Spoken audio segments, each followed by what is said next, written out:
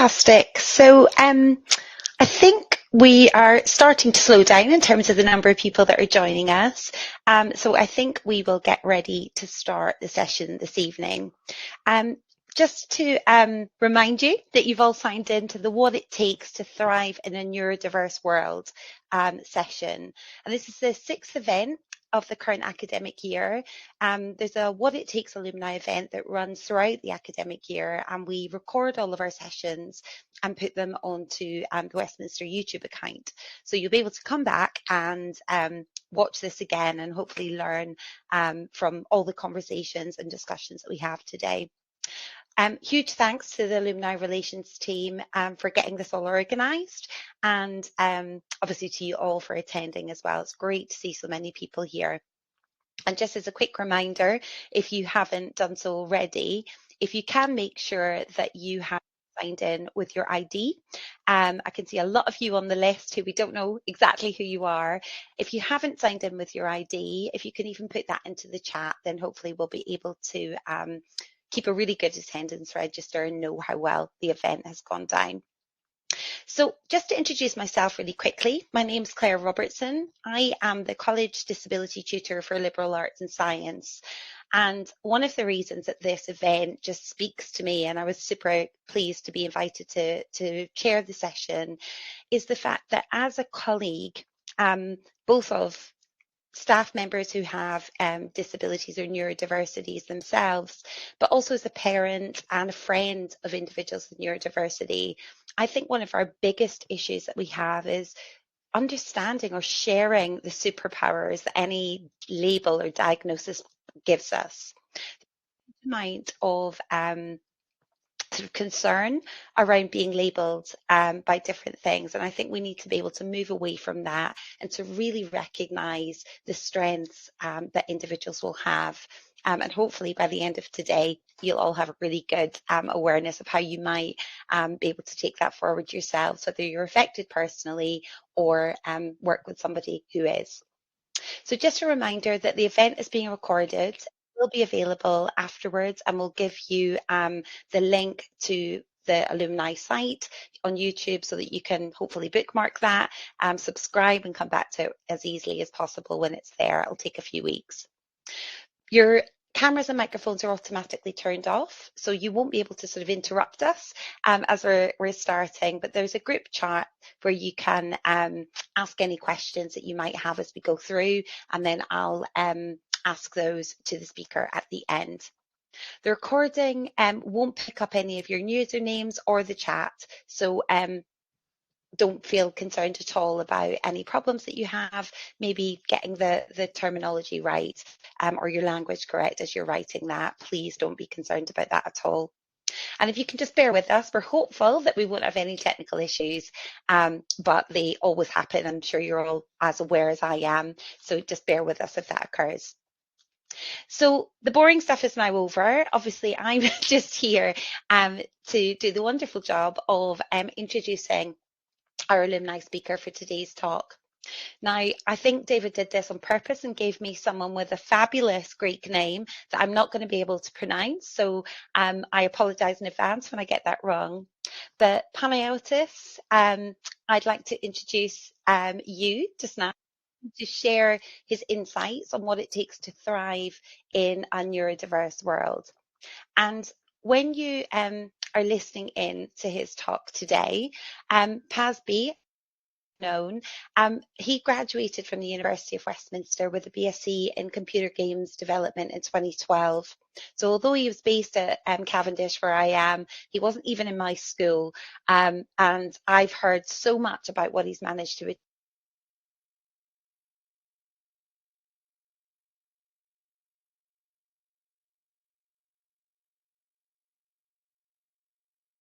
Have learned that he's founded 3 fabulous companies. Those are all some talented people. I'm sure he'll talk to us about them. A digital marketing business, Wave Lettings, which is a technologically innovative letting agency, and also Create, a Web3 community co-working and education business. So the alumni, the entrepreneurial side of Pansy's talk is going to be really, really insightful for us all today, hopefully. So in a moment, Pansy's going to start his talk, and then we're going to have an audience question and answer session. So any questions that you put into the chat, I will try and summarise those and use them with Pasby to try to make sure we keep and we get answers to everything. And the goal is that we'll be finishing the event today about 8 p.m. Okay, so with no further ado, I'd like to invite Pasby to turn on his camera and take over.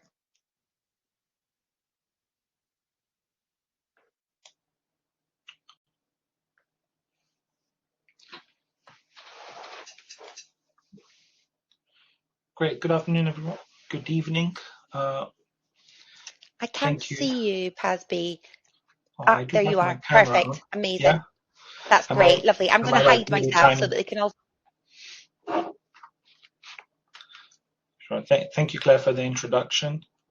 Thank you, David, for the invite, and the university for hosting this series of events. So my name is Pasby. I've been invited to talk about this topic because I'm what would be considered neurodivergent, and I think I have a good 32 years of lived experience on the topic. So I'd like to share with you my journey.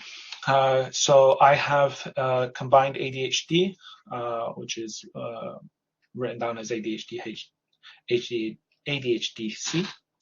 and I'm just going to go through a little bit about my life, how I grew up, and how those things have helped me develop the systems and coping mechanisms to really thrive and be able to run businesses and be able to work with people effectively. So how do we change the slide? There we go. So as any self-respecting Greek person, by the age of 8, I had lost all my hair. I was actually diagnosed with stage 4 leukemia at that age. And this is me on the side here smiling. And on the left is my cousin Panos. You'll see him in a few pictures because he's one of the key figures in my life. So the reason I mentioned this was that most young people are diagnosed at a young age when they enter school because their teachers spend a lot of time with them, and that way they get to see, the traits and behaviors that they've been taught to look out for, and then they can refer it to their parents, and they can get diagnosed with ADHD, autism, ADD, dyslexia, or any other type of neurodivergence.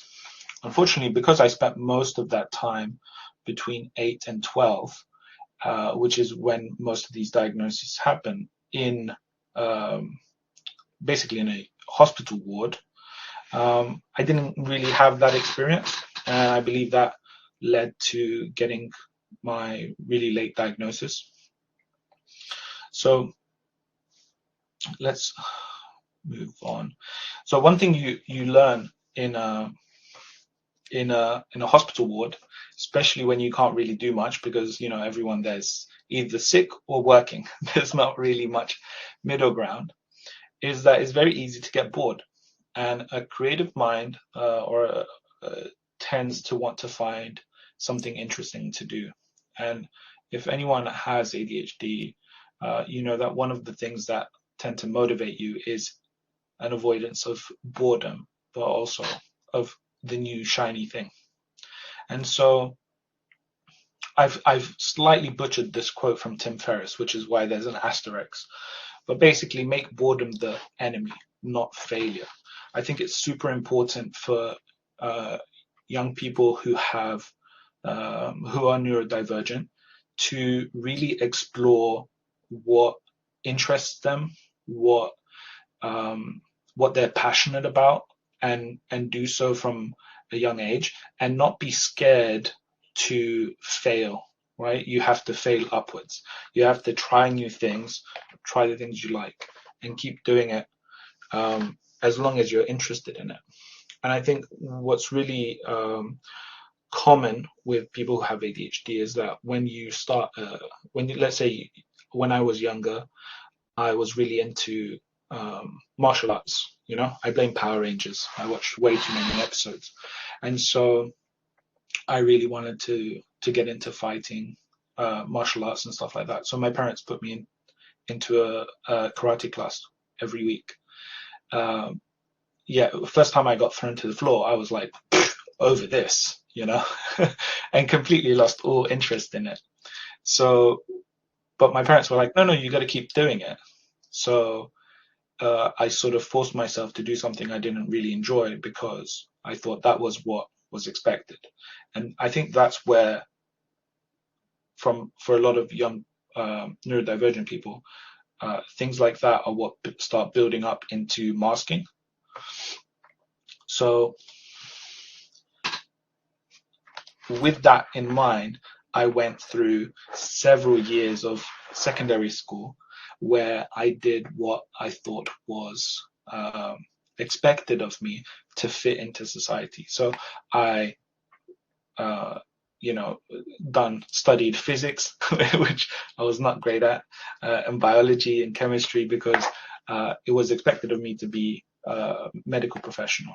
And when it came to results day in 2009, I really didn't want to go to university and study medicine. The idea of cutting people or having that sort of burden of responsibility for people just really scared me. And so I thought really hard about what I was really interested in and what I was passionate enough to do for the next 3 to 4 years. And at that time, it was video games. And so that's why in 2009, I applied to the University of Westminster. I got in through clearing because all my first choices had been medical courses. So, this was a very impromptu, impulsive, typical ADHD behavior of getting my results and then saying, you know what, I'm going to do something completely different. So Panos was actually also there as well, and he studied games as well with me. Big up to Marcos, my tutor, who really supported us during that process as well. But essentially, what that showed me, that whole process of going to university as somebody who has ADHD and was undiagnosed, was that there was not much support from the system at the time.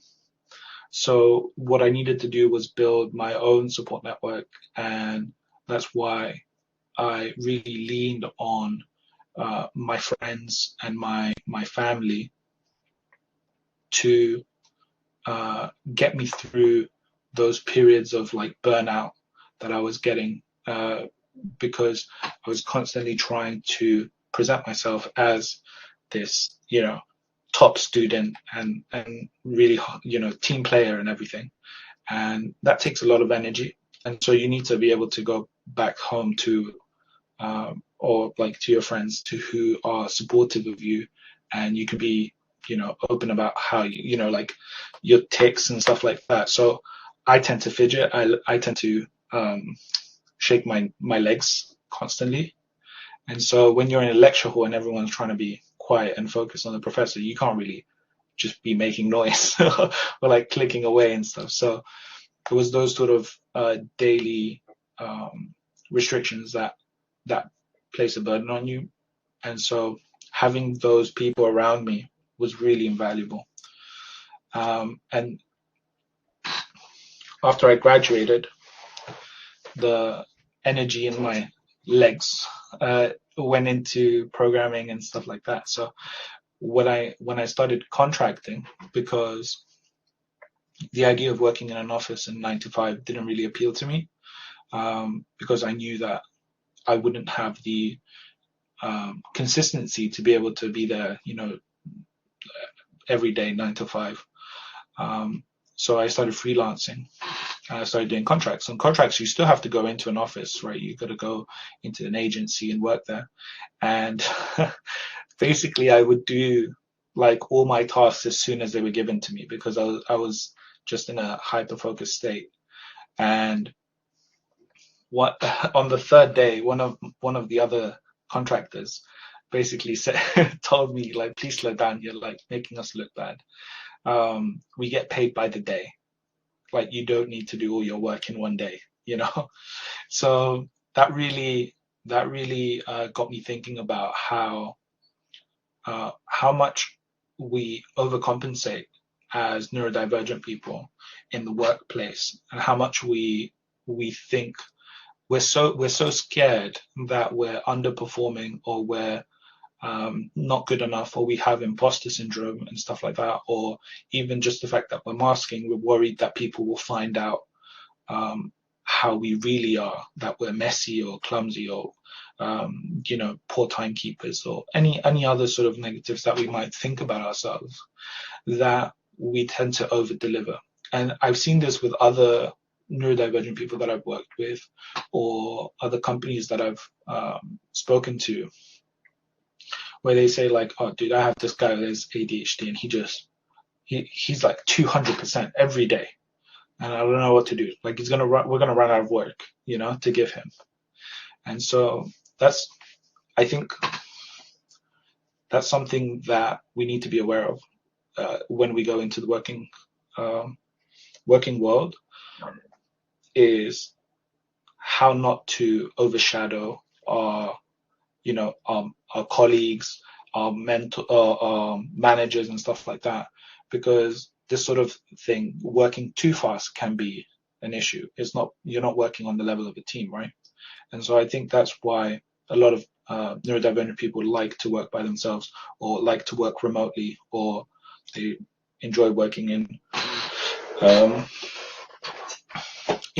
specific roles. So I did freelancing for a little bit.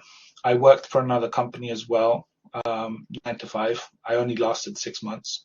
And afterwards I thought to myself, you know what, I'm going to just start my own business, make my rules, and do what I like. So in 2014, I set up Some Talented People. I thought myself very creative, and I drew that logo. In hindsight, I really hate it, but I did at the time put it literally everywhere. I think I had like 5 shirts, one for every day, with my logo on it at that point. Because when you get into the flow, you get blinders on. You just think it's the best thing ever when you make something. So this was me at my first ever expo that I got invited to, just 4 months after I started my business, and I was invited to talk at a panel. So clearly, they knew from there that I was good at talking for a while. So that was 2014, and what that experience of working with other people, other businesses, and business owners taught me was you have to be upfront about everything with people. And so I think candor is one of the most important traits that we can have. Most neurodivergent people are often said to overshare because they're trying to justify a lot of things. But I think it's a great trait to have, to be able to candidly just express your beliefs. And I think this quote by Peggy Noonan is really great. So candor is a compliment, implies equality. It's how true friends talk. And that's how I treated all of my clients. There's often the phrase, the customer is always right, is often said. And yet, that's not really why they hire you, right? They hire you because you know things that they don't. And so it's super important, I think, to be able to just tell people how it is. If somebody says, I want my website to have pure neon orange buttons everywhere, you have to tell them that that's a bad idea. So I think being open about your needs, your wants, your experience, your skills, all of those things are critical to being able to build an environment around yourself that's going to be assisting you in your day-to-day life, because you're not going to get far by lying to people or pretending to be things you're not. So 2022, I was 30. This is Panos again. I hired him about 6 years ago to work with me in the company because I knew from back when we were students together that he was a very systematic and reliable person. And so for 6 years, we've been working together. We grew the company. And this is us at a national exhibition with a much nicer logo. Unfortunately, you can't see it because my big head is in the way. But this year was really transformative for me because it was when I finally had the courage to go and seek out a diagnosis for something that I knew deep down I had for a very long time. Obviously, with the NHS the way that it was, they told me it'll take 2 years. So I was like, okay, I'll work a little bit harder and I'll go private. So I got my diagnosis. And I think this is a really important lesson. Just because you don't have a diagnosis doesn't mean you don't have symptoms or issues or challenges. And I think one of the biggest changes of getting a diagnosis is you then become able to understand yourself and the reasons you do things that previously you didn't know why. You might think there's something wrong with you or something like that. And so once I got my diagnosis, I deep dived into ADHD and what it meant and all the different types of behaviors and traits that are attributed to it, and realized how much of the things that I had been beating myself up for, for almost 30 years, about how could I lose my wallet? How could I lose my phone? How could I forget, this important event? How could I do all these things that are, totally understandable? But because I had this perceived notion that I had to be this perfect model student, from my upbringing, it was something that really grinded against me and really caused a lot of guilt. And so when I got this diagnosis, it definitely lifted a lot of that from me. It was like, okay, this is normal for someone who has ADHD. And I didn't have the support, the mechanisms to counter that, because I didn't know that those were the behaviors. And since then, I've been able to understand things like rejection, sensitive dysphoria, which is something that people with ADHD and people with autism have, or PDA, which is pervasive drive for autonomy. So when somebody tells you, "Oh, could you do this for me?" and you're like, or when you're cleaning, let's say, and someone's like, "Oh, do you mind cleaning the dishes?" and you're like, "Oh, you've ruined it for me. Like, I don't want to do it anymore." Because these sort of behaviors that I wasn't aware of them, and would cause a lot of stress in my relationships at home and with my partner.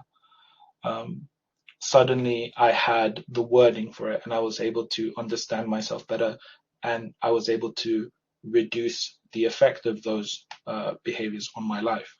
So I think regardless of how, I haven't been able to get medication, for example, for my ADHD, but because I found out what I had, I was able to change my habits and, take supplements and exercise in the morning and change my behavior to minimize the downsides or the symptoms of my brain, and really highlight the pros and the benefits of it. And this picture I took just on Monday. This is me and Panos. We're still working together. Panos has obviously lost quite a lot of weight since his last picture. And this was us in Birmingham for a conference that we went to visit. And you can see I'm smiling a lot more, got better glasses. But what the key lesson that I learned was that masking really leads to burnout, and the amount of energy you use up to pretend to be something you're not, to fit into society, to avoid bullying, to avoid stigma in the workplace is so overwhelming for most people that it causes a lot of anxiety, depression, and just fatigue. People wake up sometimes and they're just like, oh, I have no energy to go do this. So if there's one thing that I can share with you in that how I think you can really thrive, it's to be unapologetically and authentically you. I think this is probably the biggest tip that I can give you all, because it's something that will take time for most people who are neurodivergent. I don't think it's something that you'll be like, oh yeah, of course. Huh. Why didn't I think of that? And then just go out into the world and just completely be different to how you were the day before. It's something that takes time.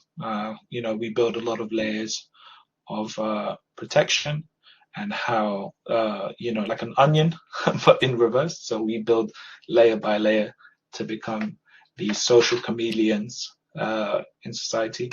And so when you do finally feel comfortable with yourself to start being yourself in public authentically, then it's sort of the reverse, that you have to shed layer by layer these masks and shields that we've built up to be able to do that. But the benefit is that you get to live a much happier, fulfilled life, doing the things that really interest you, the things that you're really passionate about, and being with people that accept you without any sort of excuses or stuff like that. So I think either I've spoken really fast or my presentation was very short, but that just means we have a lot more time to answer questions from the audience. So Claire. Thank you so much, Pasmi. That was just fabulous to listen to. It really, really was. I think we're waiting for some questions from the audience, and hopefully those will come. But I always have questions, true academic. The first one that really strikes me, Pasmi, is your statement that masking leads to burnout. And I think that really, really resonated with me. How do you feel that the sort of sharing of information about your diagnosis and your needs linked to your diagnosis, how easy do you find that? So I find that the issue is that the word ADHD or autism, and it's so mainstream now. We have people like Stephen Bartlett talking about it on his podcast, and the issue with that is that when you go to someone and you say, hi, I'm Pasby, I have ADHD, they have a preconceived notion of what that means for them. So they're like, oh, this guy can't focus, this guy's going to be fidgeting, he's not going to be professional, so they have these negative connotations to it that they don't apply because everyone's an individual, right? So there's a expression I love, is like, if you've met one person with autism, you've met one person with autism. Like everyone's very unique. So I think for me, it's what I tend to do is focus on the symptom that I'm trying to overcome in that conversation, rather than the title of my, like ADHD. So if I'm speaking to someone on the phone, I'll be like, okay, hi. They'll speak really fast. I'm like, I'm sorry, I have an audio processing disorder. I'm going to need you to either write that down or speak slower so I can take that note, And most people at that point are like, oh, of course, they're very accommodating. So, if I'm speaking to someone, oh, I have a memory issue, so I'm going to need you to send me that invitation, otherwise I'm going to forget. So I'm just very clear with people I communicate to about what I'm good at, what I'm bad at, and Yeah. then just ask them if they can, put in that little bit of effort to meet me in the middle. And I think 99% of the time that's not been an issue in my life. But I think if I was just like, you ever meet people in networking and you're just like, oh, hi, what's your name? And they're like, blah, blah, blah. And you're like, oh, nice to meet you. And then you're like, shit, I didn't hear what that was. And, so I'm very happy to just say, sorry, I didn't catch that. Could you repeat that? Or if like 2 minutes later I've forgotten, I'll be like, oh, just remind me your name again, And I think a lot of people are too shy to do that initially, but it's something it's very common. They understand it because they've been through the same thing. It's a very common thing. But I think, you just have to be very candid with them. So. Yeah, no, completely agree. I think one of the things that is really interesting is simple things like calendar invites, and it pings up and reminds you. Like Google has learned that we need those reminders, whether we have a neurodiverse issue or not, which is great. And one of the other things, Pansy, that came up as you were talking, for individuals who've been diagnosed late and maybe haven't gone through school, university, or haven't learn the ways to adjust, the things that they need. Is there any advice of support groups that you would direct them to, or places that are things that they might try to find solutions? Yeah, so there's a few groups. I mean, for ADHD, there's a charity called ADHD UK. They provide a lot of resources for people on the spectrum. Autistica is one of the biggest. They do a lot of research and they have a lot of resources. And then there's stuff like Neurodiverse Hub, which focuses more on sort of like employment and, that kind of aspect of support. But even the government, they have support systems in place. So access to work, you don't need a formal diagnosis to access to work. You just apply, they do an assessment, they see what challenges you have, and then they will decide how they can support you. And I've heard of people getting like a budget for an admin staff to help them do their job, So if their job involves filing, they'll hire someone part-time to help them with the filing aspect of their job so they could focus on the rest of it. So loads of great support for people. But I think the best thing you can do is just educate yourself on yourself. Do some research and just see what's out there, because the internet's a great resource to find information, but just try and find good sources. Like not every blog, because sometimes you have some people have ulterior motives and they're trying to sell you a product, that they've the amazing fidget toy for professionals with ADHD, and you're like, oh, okay, yeah, why would I spend £70 on a click? Completely agree. Completely agree. So we've had a couple of questions from the audience, which is brilliant. One of them is, how did you tackle burnout? What sort of things did you try that worked for you? So journaling was really important. I basically have post-it notes everywhere, and I write down a lot of things. I think it's super difficult to try and work everything out in your mind. Firstly, because it's so ephemeral a thing, you might start thinking about a person and your phone goes off or whatever, and you're instantly distracted from that situation, and then you don't really work through those negative feelings. So having a journal and writing down what you're feeling, why, what's caused it, is a great way of like self-reflection and working through what's causing you, what's draining your energy to the point that you're at burnout, and just being really, really, what's the word? Like tough on yourself in terms of like not giving excuses, because it's very easy to just say, oh, it wasn't my fault. It was that thing happened. I couldn't control. But like just focus on what are the actions you're taking and what are the things you're saying that could be negatively impacting you. And I think once you've done that, once you've written it down, it's about making a plan to sort of remove those either negative habits or people or employment. Some people are just in a bad job. There's apparently 1 million vacancies in the UK, so I'm sure there's something you could do that will affect you less negatively. And I think, with writing things down, it's often underappreciated because we're so used to having mobile phones and stuff like that. And so, but I find that if I take notes on my phone, I will forget that they're there until I open the Notes app again. Whereas if I have a physical book or a Post-it note, I see it. And then from an object permanence point of view, I'm not going to lose it. And then I actually implement it. So yeah, that would be my first step, is just go through what's causing you the burnout and be really honest with yourself, and then try and remove those things from your life, so that you're not constantly being exposed to the same negative stimuli. Brilliant. And I am a Post-it queen, so I'm with you on that idea as well, which is great.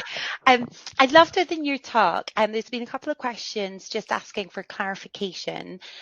So you mentioned, I think it was a sort of specific, I can't remember what it was called. Was it PDA, where somebody asks you to do something and then you didn't want to do it again? Okay, yeah. So it's pervasive drive for autonomy. So it's also known as pathological demand avoidance. So it's usually a term specifically for autism. So it's more like on the spectrum. But so the psychiatrist who diagnosed me for ADHD also said that I'm very likely to be autistic, but that's not his area of expertise, and I should go get a referral from my GP. And my GP said no. So because he's like, you don't seem like you have autism, and I'm like, that's what masking is. I'm hiding the symptoms, but I need help. So, pathological demand avoidance is basically there's an intrinsic sort of motivation to self-govern, right? And because other people are constantly influencing our lives, it is sort of like this rebellious need to want to be independent. So when somebody tells you to do something, it's like a reflex. It's like, I don't want to, But what I've seen is that a coping mechanism, so that I'm not like, having a tantrum on the floor or whatever, is when somebody asks me for something. Let's say my wife asks me for a glass of water, and I will immediately say no, but as I'm pouring her a glass of water and give it to her. Do you understand? So it's like the initial reflex of not wanting to do something I've been told to do is settled quickly by me saying no to that thing. And then I'm tricking myself into saying, I'm giving you the water because I love you and I want to give you water, not because you've told me to give you water. And so I've tricked my brain into doing it. And I know a lot of people who are like, who have autism or ADHD, they think it's like a joke of, and you tell like a neurotypical person, it's just like, they ask you for something and you say no while you're doing the thing. And they're just like, that's just fucking weird.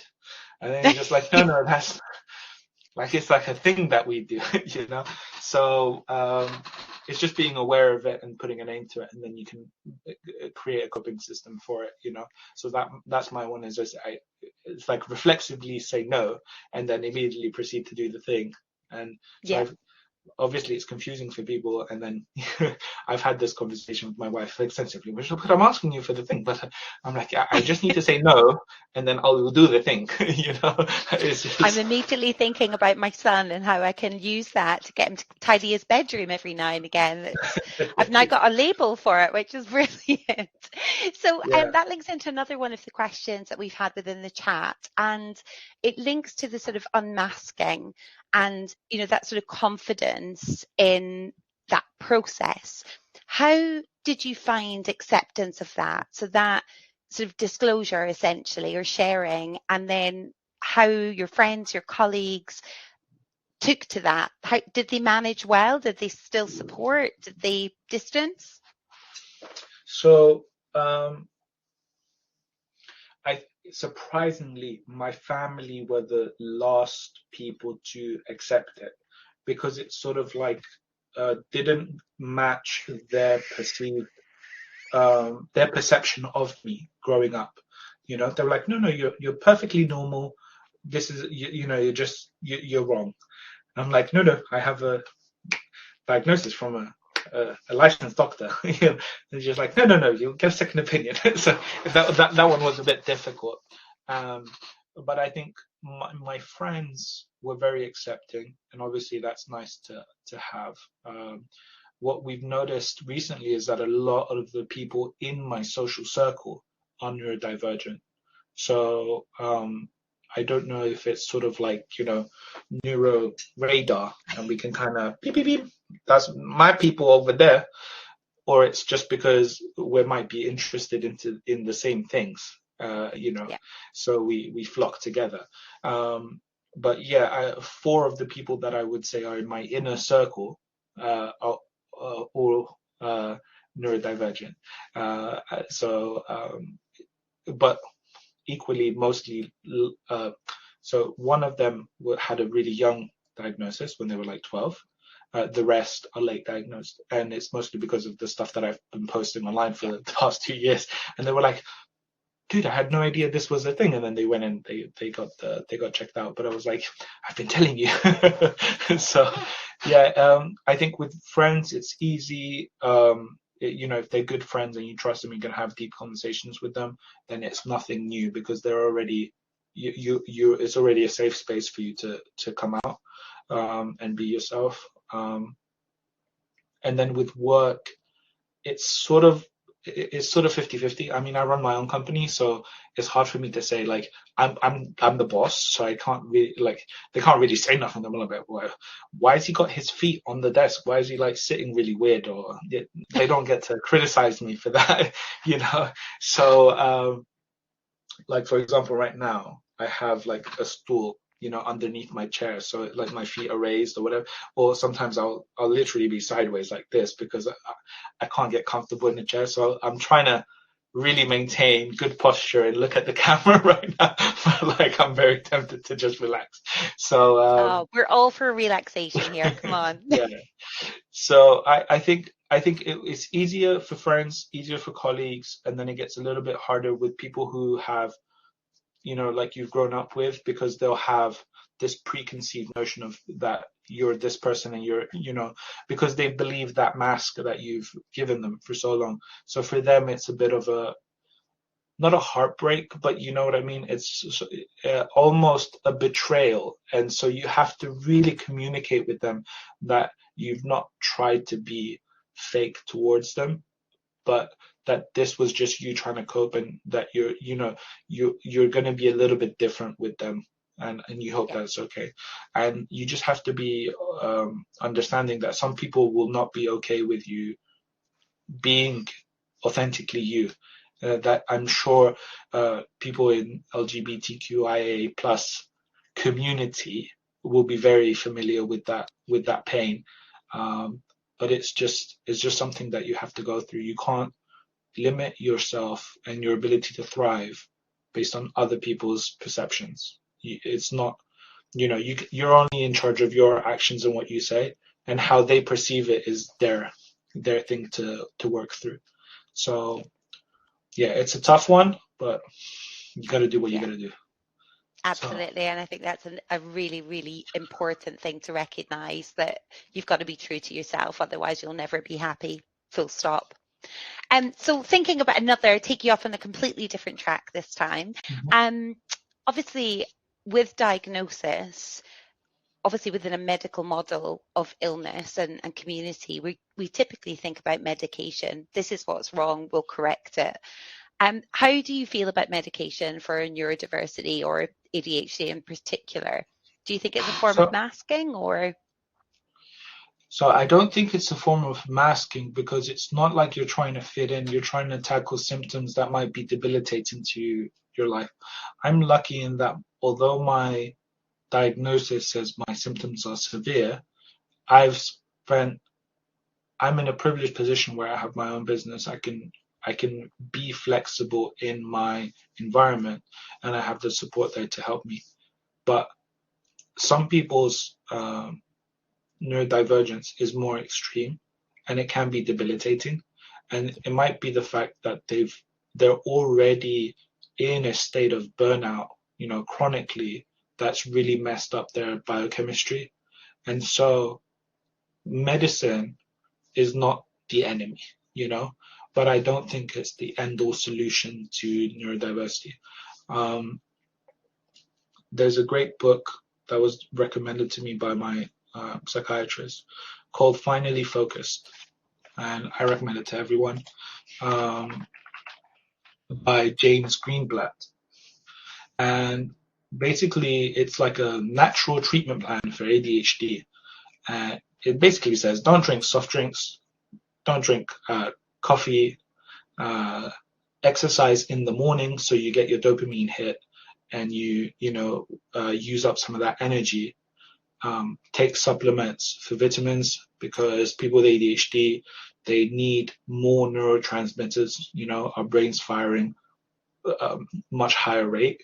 And so those neurotransmitters need magnesium, zinc, stuff like that to be made. And so if you're deficient in that, you're going to feel brain fog, you're going to feel bad, you're going to feel depressed. So he was saying, get yourself up to a good standard using everything that's available to you. And then if you're still struggling, get the medication to take you up to 100%, so that it's not debilitating. But if you just start medication without doing anything else, firstly, your psychiatrist is unethical. They're just trying to, it should be a holistic approach. You need to do your stretches, you need to do your exercise, you need to do your meditation, you need to remove external energy sources. If you can remove sugar from your diet, great. But at the very least, don't be hopping yourself up on caffeine. It doesn't work the same way for people with ADHD. The medication they give you as well, some of them are like methamphetamines. So, methamphetamines make people really hyper and energetic. And then you give it to someone with ADHD and it calms them down. So obviously it's a very nuanced approach. Everyone's different. There's no shame in getting medication, and I don't think it's considered masking, because you can still be you, and you just might have less of a restless leg. That doesn't have to be like your whole personality. So yeah, but it's a long process. You do have to go through a lot of trial and error, and you will see fluctuations and mood swings and stuff, because your body has to get used to it. So it's definitely I applaud people who go through the process, and I know for my friend who got diagnosed really early, it took him about 6 months to get the right dosage, but he's a very successful professional, and he on the weekends he's not on the medication, so he's his normal self, but he wouldn't be able to function at work without the medication. So for him it's a necessity. So that's hopefully that answered your question. No, I think it did. I think that's brilliant. And I love the fact that there's that, as you say, personalization in the approach. And I love the idea of that finally focused book. So I immediately have a friend that I want to send it to. Her daughter is going through diagnosis at the moment and has a brown food. That's all she'll eat. So the vitamins are very definitely not there. And I love the idea of exercise in the morning as well for the dopamine hit. So the I mean, biologist in me likes this. yeah, for the longest time, I used to train in the evenings because I would work all day and then go to the gym in the evening because I'm like, I want to, hit the gym before I go home. And I just really hated it. It just felt like such a drag. And when I shifted to morning after I read this book and I got my diagnosis, I would wake up at 6 a.m. happily, to go to the gym and just, good half an hour, 40 minutes, and really starts your day very positively. So, I mean, the benefits of exercise are well known. So, but I think in cases of people who have ADHD, it's very important to get your exercise in. And the earlier you do it, the more benefits you have throughout the day. It can really lift you up from rather than being in a stupor, of just, I need to take that on. I'm a definite evening person, but we'll get there. Yeah. So thinking about that from a sort of work perspective, obviously we're all time poor, and there is real issues around the fact that we sort of choose your GCSEs at sort of 14, 15 years old, and it feels like it sort of maps out the next however many working years that we have. Sometimes you can even do a degree and then not want to specialize in that field when you go out to work. What do you think are the kind of ideal career options for neurodiverse individuals? What is there any kind of particular theme, or is it just linked to that personalization again? I think it really depends on I think people decide really what they're interested in their formative years initially, and then we kind of get conditioned as we get older by saying like, no, that's unrealistic. No, you can't do that, or whatever. I see this a lot with women. They have an interest in STEM, and then by the time they come out of secondary school, that's the last thing they want to do. And that's a big issue. So it's difficult to say what careers would be best, but I think finding something that you're passionate about. So there's a motivations acronym for people with ADHD. It's called INCUP, and INCUP is interest, novelty, so something that's new to you, challenge, urgency, and then passion. And so it's in that scale that we're motivated to do something. So, if I see something new and that I haven't seen before, I'll be interested in finding out more about it. I'm very curious. And then your son, you said, doesn't clean his bedroom, right? So there's no interest in it for him because he's done it before. It's no longer new because he's done it before. So it's boring. And so what you could try is to challenge him and say, oh, I bet you can't tidy your room before I tidy mine, winner gets something, right? Yeah. And then you're like, okay, go. And then you like run out and just see if he does it. If that doesn't work, then you got urgency. You're going to be like, oh, like we got your friends are coming around. They're going to be here in like 10 minutes. Your room's a mess. Like, oh my God, we got to like tidy it up. And so then they're like, oh, shit. And then the last thing, when all else fails in terms of motivation, is passion. And so I think when it comes to employment or, a career path, finding what you're really, really passionate about is something that it's going to get you out of the bed in the morning and you're going to go do it. You just have to be passionate about it. And for some people, it's, working with other people, helping people, a lot of doctors, nurses, that their passion, what makes them go through that dredge, is that they're really passionate about helping people. And so I think if you can find that, maybe read the book Ikigai, which is it's a Japanese concept of finding what you're good at, what you can get paid for, and what you're passionate about. And that little intersection of the Venn diagram is your Ikigai. It's like your life's purpose. If you can find that, then I think you're gonna, that you can use that as a compass to guide you to find your career path. I love it. That's great. That was a great question as well. I can't remember who it was, but thank you very much for that one. So it's given me some ideas to get a clean bedroom, which is great.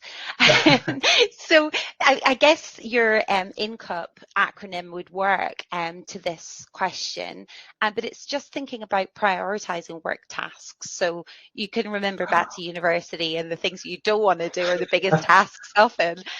So do you have any recommendations or guidance for that?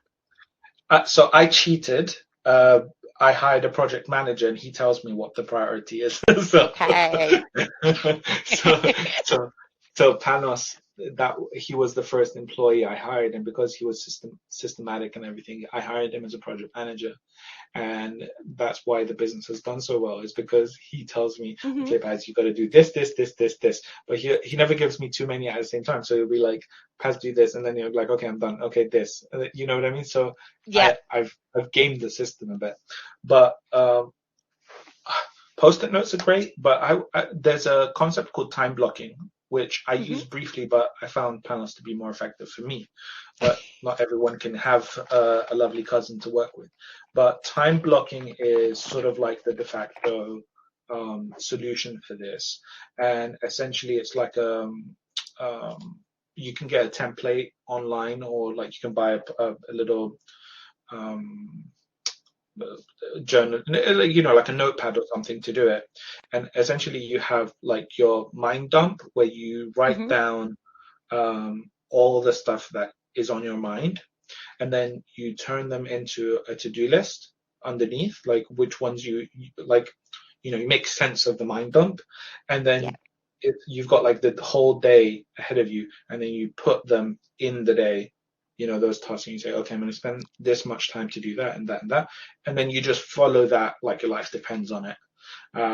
And so I use a similar method because in my calendar I have everything plotted out, so I get notifications for like, okay, have breakfast, shower, groom, do your stretches, take a break, take your vitamins. Like I've put everything in the calendar because otherwise I'll forget.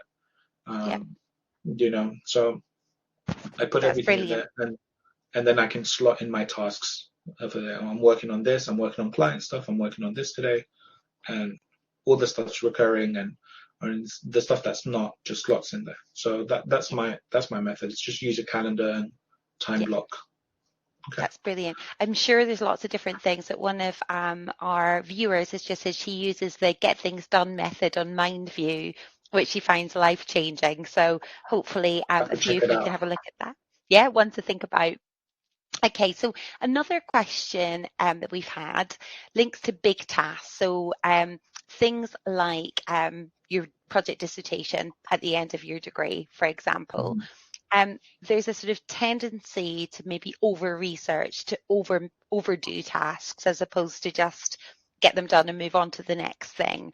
And then Yeah. that tends to sort of trigger imposter syndrome, anxiety, obviously knock-on effects on other things. How Mhm. would you recommend avoiding traps like that? So I saw a post recently, and it said entrepreneurs and then entrepreneurs. Entrepreneurs had research a little and then action, and then the entrepreneurs was like research and then action was like a little bit. And so I think it's especially for people with ADHD, I find this myself. When I'm working on a project, I really enjoy the research. I really enjoy the planning aspect, the problem solving, and then I really suck at the execution. Um, like that's not my forte, and that's why I Yeah, work with other people to do it. So I can come up with a plan, I can come up with the ideas, I'll even draw it out for you, but like tell me to actually put it into place, and it's like might be 5 to 15 working days. Like I don't know, it depends. So I think for like when I had my dissertation, and this is why I thanked Marcos and Marcos Mentzilopoulos from the university in hmm my talk, yeah, was that he told me in year 2, start your dissertation now. Like start thinking about it during the summer. Like, come to me in September. I know your thing will be due in like after, Christmas. That's when you'll start working on. But like, start thinking about it really this summer. And that really helped me because I got all the research and everything and the ideas and all that stuff that I enjoyed without the pressure of university during the summer. And it was something that was fun for me.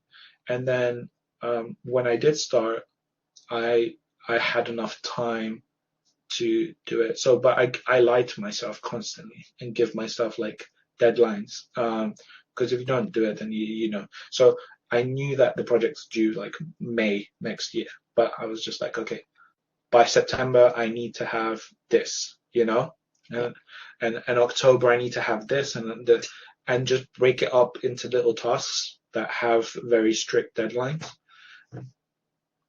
Obviously you might miss a few little deadlines because you got other stuff happening that you can't predict, but overall you finish everything on time. So I got a first on my presentation, and I came up with like a whole game engine for like augmented reality 12 years ago. So it was like it was really it was quite ambitious a project, but there was no way I would have been able to do it in the 3 months at the end of the year if I hadn't started in September, in the summer, and really started doing the work from September. Like, there's no way I could have done it.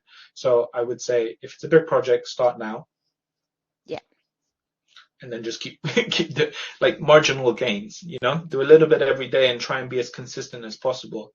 I think that works for everything. Any big challenge you have in life, if you do a little bit every day, is much better than doing a bunch of stuff one at a time. I think with it's the same with like brushing your teeth, right? Like, if you just brush your teeth for 1 hour on a Sunday for the week, it doesn't really work the same way as doing 2 minutes twice a day. So yeah, I think that's a life example, Yeah, so I think that's brilliant. And ultimately, I think it's good advice for all of us, because I think we're all very good at knowing we're good at one thing and then focusing on all of that time on that one thing and ignoring the bit that's challenging, which is quite difficult. So just one other question that we've had. Somebody's asked whether or not you can reconcile the sort of decision to mask or not mask, and the sort of perceptions about your identity, a sense of who you are, and not being sort of defined by that diagnosis, essentially. Particularly when you're diagnosed late and almost you've created your coping strategies without that definition. How do you think that you can reconcile that, or should we even try? That's a great question. It's a tricky one because I don't think I reconcile, like in my life, I don't think I've reconciled, masked PASB, unmasked PASB. I'm just more aware that I'm shifting, you know what I mean? Mm-hmm. Like, yeah. So I'm more aware that I'm a different persona in a social situation, and then it depends on the social situation if I feel comfortable actually toning that back and trying to be me again, Yeah. But it's weird because we use the word masking because that's the established vernacular, but it doesn't mean that it's the best explanation, I think for most people who are masking, they are aware on a level that they're doing it. For example, for me, when I'm speaking to someone especially like in a networking situation, what ends up happening is I start mirroring the way they speak, and then I'll start, it starts off just like with their intonation and stuff and their inflections, and the next thing you know, I'm copying their accent and if their English isn't good, my English suddenly becomes very bad as well, and I'm like literally speaking like them, and so for that person, that's fine because they won't notice it. It's a sort of empathetic thing, they're not going to be aware of it. Third party who knows you and sees you talking, they're like, why are you making fun of this guy's accent? You know? And so sometimes you do need like a third person to sort of remind you of your, like, where you're anchoring your persona at that moment. But Yeah. I don't think you need to worry too much about like, don't worry too much about it, basically, is my tip. Yeah. Like, just try and be the you that you're happy being in whatever situation you are, you know. I don't like wearing suits, but if I went to a funeral and I was in my shorts, I wouldn't feel comfortable in that situation, you know. If I go to a business meet, well, I do go in shorts to business meetings. That's part of, I've gone past that, but like, there's some stuff that so I go to the IOD, and the IOD was famous for only allowing people in suits, and now they've like had to change that like a few years ago. And so I take full liberties by going in, like, print tees and Air Forces and my snapback hat. So yeah. So I think, yeah, it's just focus on what makes you happy, and try and bring that out. But I think there's no wrong way to unmask or mask. Like, just try and do what makes you happy, and try and be as 100%. authentic as you can with people. But I wouldn't say you have to sort of like force it, or like change your identity just because you've been diagnosed or whatever. I didn't speak about this, but it's really interesting. When you do get diagnosed, there's something that often happens, which is called pruning. Mm-hmm. And so it's a part of schema. So imagine your brain's just like a bunch of nodes and everything's like connected, sort of like, BT, right? So you've got parts of your brain that are attached to core identities, right? So core parts of your identity, sorry. So for example, when you became a mother, your identity, your sense of self changed from Claire, the professional, to Claire, the mother, right? And what happens during those moments, those sort of milestone moments in our lives, is we have some pruning. And so basically your brain, to be more efficient with this new identity, will sort of sever the connections that aren't as important or are tied to your old identity. Mm-hmm. And so what ends up happening is you might not be as good at something that you used to be good at. Yeah. Immediately after that new stage of your life. And so what ended up happening for me is I became really bad at the stuff that was dependent on me masking. I was really bad at, I became worse at spelling. That annoyed me so much, because I was always so meticulous with it. And because I'm not, like, that part of the brain was just like, we don't need to be meticulous anymore. Just be you, man. Just write what you're thinking. And so and then I look back sometimes. I've installed Grammarly, obviously, because my writing would be incoherent otherwise. But and I wonder how much energy I expended during the past 30 years trying to make sure that I typed in everything perfectly, or I wrote everything perfectly, when it was just me trying to slow down my thought process. Yeah. You know what I mean? Yeah. So, totally.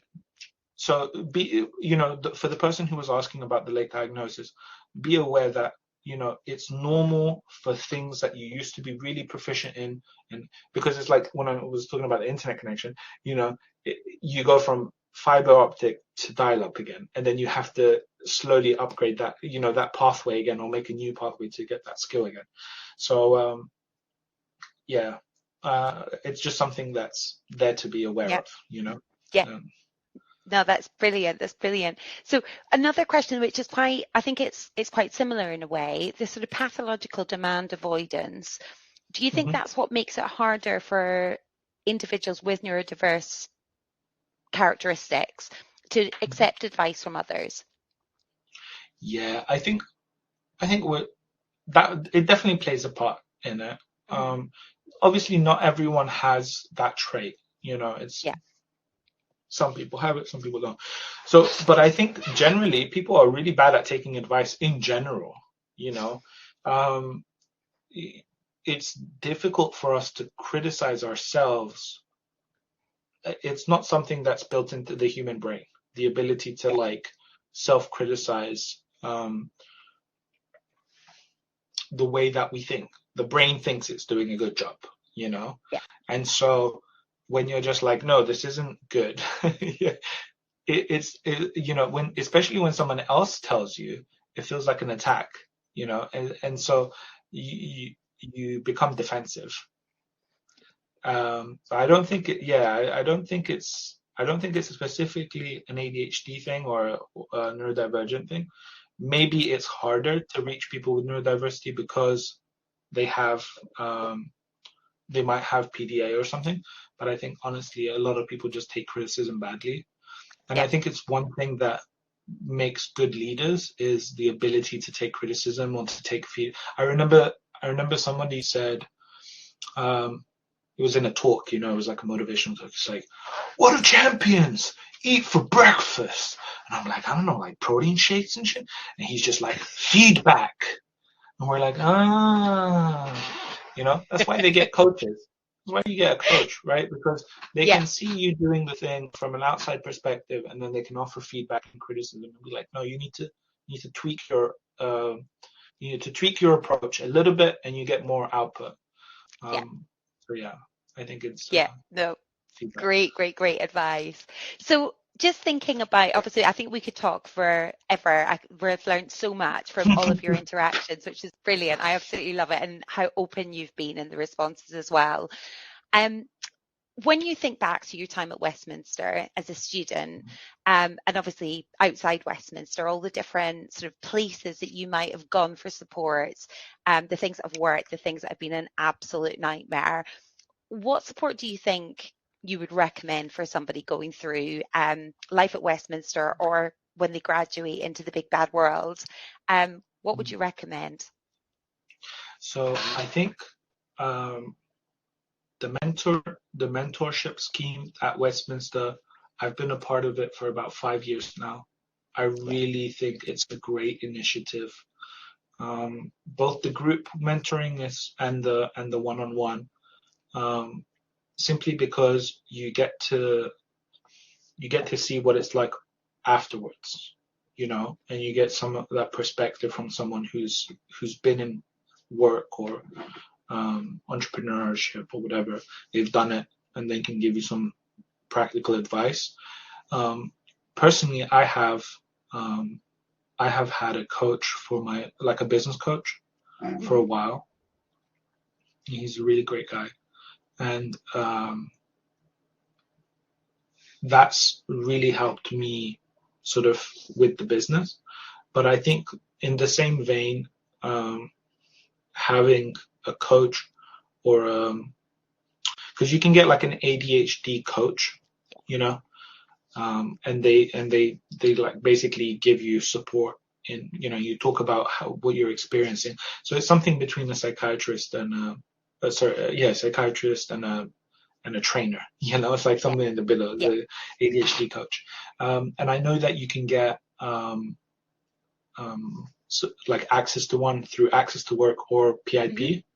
So both of those will cover that cost. So that's a big recommendation. But for the university, I think the mentorship scheme, the employability team, they do a lot of good work as well, and they'll be able to, give you advice whether, to go into business, to go into, maybe do a startup. There's a bunch of schemes. I feel like when I was there, a lot of these initiatives might have like been around, but they weren't communicated enough, or I didn't care enough to look into it. So I would say just the university is a great resource. Besides the degree, you have a lot of benefits for being a student. and to just inquire, be inquisitive. I know they have the startup thing, for like they have an incubator. So if you are a creative and you are interested in launching a business, there's a ton of resources for that.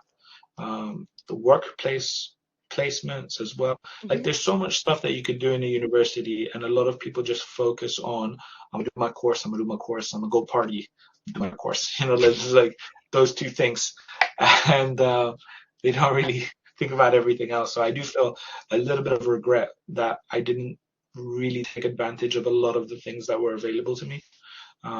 So that's one of my first things I say to like my mentees. I'm just like, really tap into the network. But then even as an alumni, you get access to a lot of stuff as well. So, I got nominated for that entrepreneurial award last year. That's because I was part of the alumni, and I was active and seen. So that's another thing. And then for out of work, out of university, after you're out there and you're in the in the world, I think maybe either really good friends that you're open and can communicate with, that would really help. There's communities online, like Reddit and stuff like that have subreddits for every type of neurodivergency. And you can, speak to people anonymously or otherwise about what you're experiencing and get advice. Obviously, there's like a pinch of salt because there's a lot of trolls online, so you don't know what people's intentions are. But generally, those communities are quite supportive, especially for things like if you want to talk about medication or diagnosis and stuff like that. There's a lot of like practical advice. I think that's brilliant. You've had so many ideas there.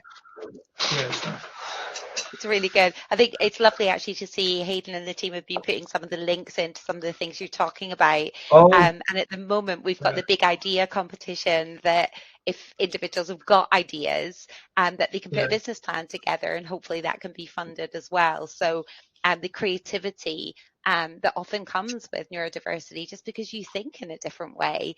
I love when that comes in. Interestingly, I had my wedding ring remodeled, and I chose my favorite design. And when I found out that the design was created by the jeweler who I employed to do it, not him, but his son, who was autistic, who wanted to be a jewellery designer, but no one had ever gone for his design. So I'm his first ever wedding ring design. And it's an autistic jeweler, which I adore. It sort of really makes it make more sense for me, which is great. And I think we just have to have that confidence, which is brilliant to have there. So I don't want to end this on a negative at all, but I think it's a really important thing to consider for anybody impacted by a disability in any way. I just wondered whether or not you've ever experienced any prejudice against you that you feel was linked to your neurodiversity, and how you handled it, because I don't even feel like it's unusual to experience some form of prejudice in our lives, but how you manage it, I think, is hugely important. I think I haven't faced discrimination or anything, or prejudice, but mostly because I've not really been in the traditional sort of work life, career progression. What I have faced is microaggressions, because of, like I was saying before, that when I started telling people that I have ADHD, they treat you a little bit different because of their preconceived notions of your ADHD. So I think that's the biggest hurdle we have at the moment in society, is society's not inclusive at the moment. People are making good efforts, but I think what happens with a lot of people, because we mask, for the majority of society, it doesn't look like it's much of a problem, and so the more people can be more of their authentic selves and express themselves the way that they, without having to hide their neuroses, their tics, their fidgeting, their whatever it is that they need. Then I think society will be a lot more inclusive, because they'll be like, there are people who do it. I had a lot of experience with the deaf community, and I had launched an event for BSL. It was called BSL Slam. It was a slam poetry event, fully in sign language. Really love sign language because I think it was one of those things that gave me the ability to communicate without having to speak when I didn't want to, And so, but what I saw in that community was that your disability could be an identity. They were very positive about it, in that you have, big D, little d, deaf, So, people who were little d deaf, they thought of themselves as people with hearing loss, and then the big D were just like, we're deaf, we're deafies.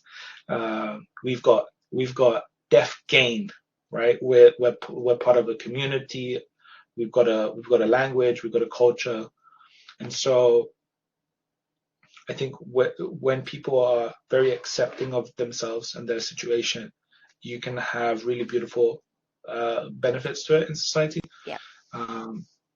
But yeah, so I there's a lot of people who with ADHD and they call themselves ADHDers, Yeah. So like ER, so capital A, ADHD. But I think it's the same with anything. So there's always going to be people in society who are, let's say, narrow-minded. Yeah.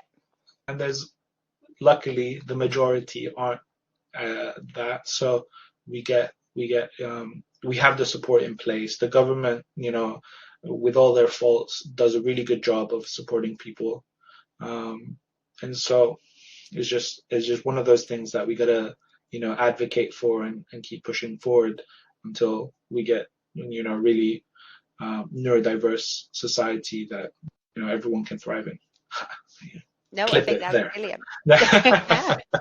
And as a little D myself, I 100% get where you're coming from with that. I sent my children to a deaf school so that they would learn to sign, so it would encourage me to use it more so I wouldn't lose everything.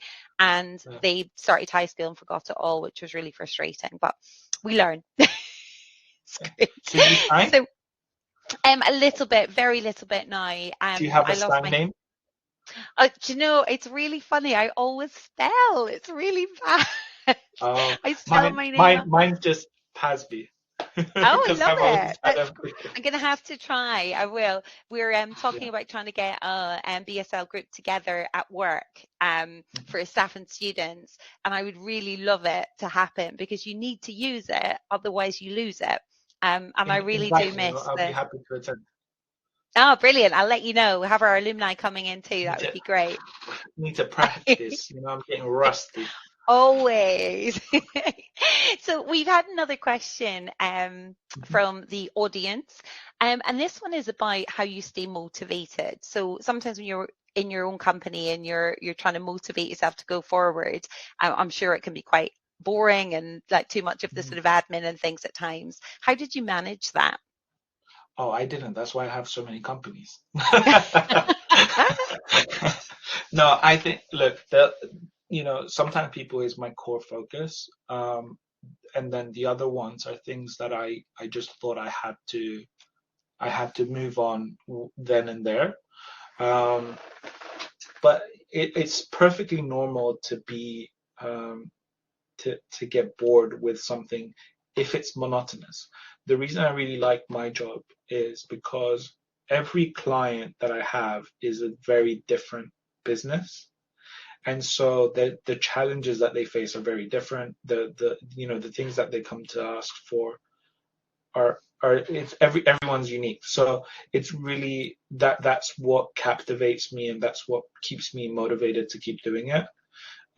Is that every new customer is going to be a new challenge. So I think if it's something that you do that's very monotonous, or the day-to-day is very samey, the way that you can motivate yourself is with other things around work, right? Yeah. So either booking like weekend getaways or something. And so it's like, if I do, 2 months straight of this, the reward is a weekend away or a holiday or Yeah. something. So work hard, play hard kind of situation. But that's how I treat myself with the most inane things, I'll be like, oh, I sent 5 emails today. We're ordering takeout today, like it's just, I'm like a dog with treats, whatever excuse to get my treat, I will do it. So one thing, I don't know if it will show because of the camera and stuff, but I have a vision board. So I don't know, Uh-huh. can you see? Yeah. So I made it the wallpaper of my iPad because I'm always on Yeah. my iPad. And so I have all the trips by month that I want to do. I have, the house that I want to buy, how many episodes of podcasts I want to be in, how much money I want to make with my company this year, conferences that I want to attend to. So everything that I'm working towards, I have it here. And when I achieve these things, I know that I'm going to reward myself. Some of these are rewards in themselves, but Yeah. so I think that's the main thing that you can do is just give yourselves, if the work is boring, give yourself something to work towards. And if you can work somewhere where it's not boring, that's the ideal Yeah. situation, Absolutely. Absolutely. Fantastic. I think that was an absolutely brilliant way to end because I think it's so positive, and I think that sort of recognizing your true self and rewarding yourself for being you is hugely important, because with confidence in your own capacity, you will succeed. It might not always be financial, but as long as you enjoy getting out of bed and doing what you're doing, I think that's hugely important. Definitely. I just wanted to say a massive thank you to our audience tonight, and it's great to see so many people still here. You've asked some fantastic questions. I think I could have had a one-on-one chat with Pasby for hours this evening, but it's always lovely to have those additional questions and different ways to think, because hearing your questions and your response to them, Pasby, has been really, really enlightening for me. As someone who's not neurodiverse but has it so integrally in my life because of my son and my work, obviously. And I do think we should celebrate it, because the skills and the strengths that you bring, it's not because of, it's, despite all these things, it's because of these things. This is so important. So for those of you who are still here, I know that the team will share a short evaluation survey. It's been lovely to see that you've enjoyed it and you found the talk interesting. But if you can respond to that, then obviously that's really useful for us when we're running the events and planning what comes next. We will put the recording of the event onto the Alumni YouTube channel in the next few weeks, and I'd really encourage you to come back to it. I know I'm going to come back to it and direct lots of students to it, which is great. The next event is on the 5th of March, and it's what it takes to build a personal brand.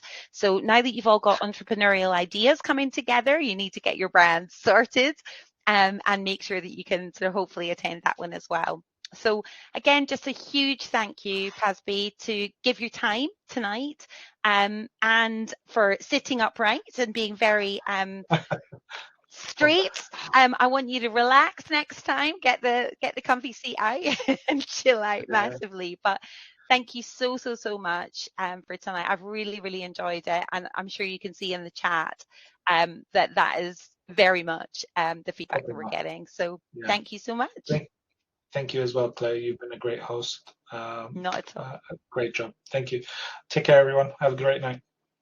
You too. Take care.